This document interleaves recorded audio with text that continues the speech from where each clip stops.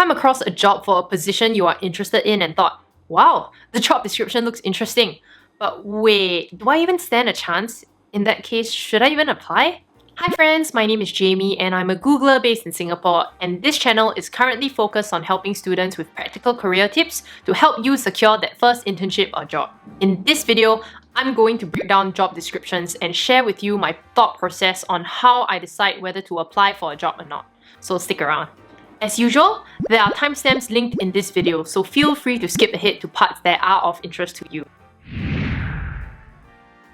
First, let's break down the different components of a typical job description. Firstly, you look at the company. For companies with huge names, you'll already know what they are all about. But there are those smaller, medium-sized companies out there who are relatively new and unknown.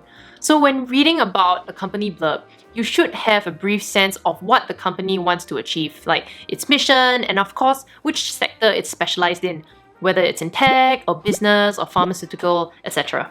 Next, job titles. These should give you an indication of what type of job you're applying for. Sometimes it can be quite obvious, but other times it's not. So remember to look beyond the job titles because the job scope could differ from company to company. For example, a software engineer at Facebook probably has differing responsibilities than a software engineer working in a bank or in a startup. Next, there are the minimum qualifications. And for short form, I'm going to call these MQs because they are a mouthful to say every single time.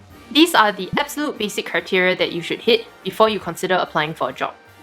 These requirements could be things like minimum years of work experience or specific skill set that is required for you to be able to execute the job.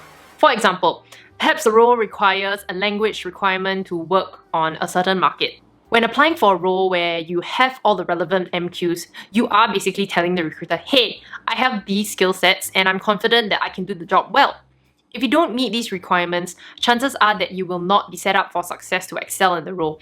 So in that case, just don't apply. Now, on to the next bit, which is preferred qualifications and which I will refer to as PQs. If you meet all the MQs, then consider each PQ properly. These are nice to haves, and of course, the more criteria you fill, the better. Even if you don't fulfill all the PQs, I'd say take a chance and apply, especially if you are passionate about the job and the company. Lastly, I wanted to share my thoughts on bulk applying to different companies. Of course, you'd think the more jobs I apply for, the better my chances, right? After all, it's a numbers game and it won't put you at any disadvantage. Very true, but here's an alternative train of thought. When applying for any role, you should be tweaking and tailoring your CV to highlight your skill sets and experience with the recruiter. So, if you apply for 20 different jobs at the same time, imagine the amount of time and effort you need to put in to tailor each resume to each specific job description. Not to mention, you'd have to keep track of the status of each and every single resume that you have submitted. And when a recruiter calls you back, you're like, which company are you calling from again?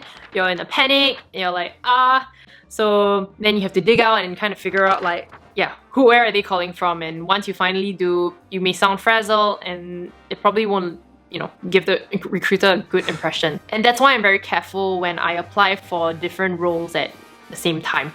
Even if you do apply for multiple roles in different companies or even in the same company, don't worry because in an upcoming video, I will be sharing how I keep track of all my job applications and the status of where each of them is at during your job hunt.